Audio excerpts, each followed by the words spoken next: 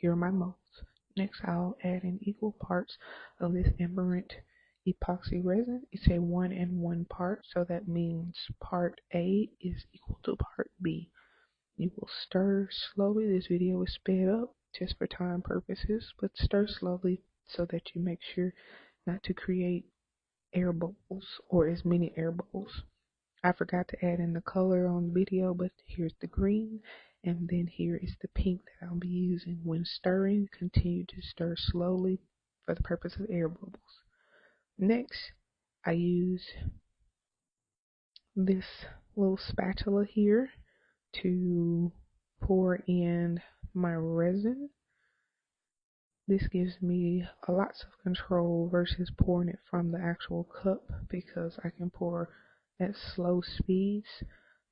You want to pour them in slowly so that it minimizes the bubbles that will gather at the bottom of the mold. And I'll show you what I do in that event.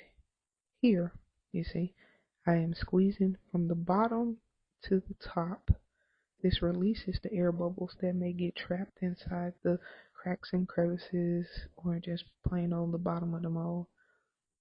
And I'll do this for each one, the greens and the pinks.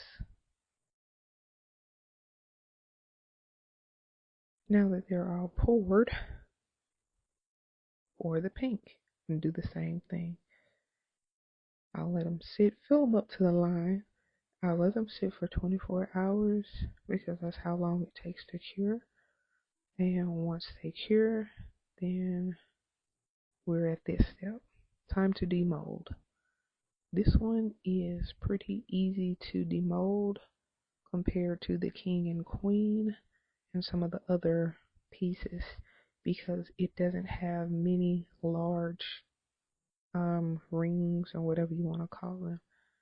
Here's one that will show you kind of what I mean. I'm struggling here. Keep in mind, this video is sped up. Look at that struggle. Look at the hands shaking. My fingers are tired. Alright, you see that? See all those creases in there? Definitely a struggle. Here's a small one. And this is what it looks like when they're all finished. Pink, green. I will do a pink and green checkerboard when it comes in because I broke the other one. Oops.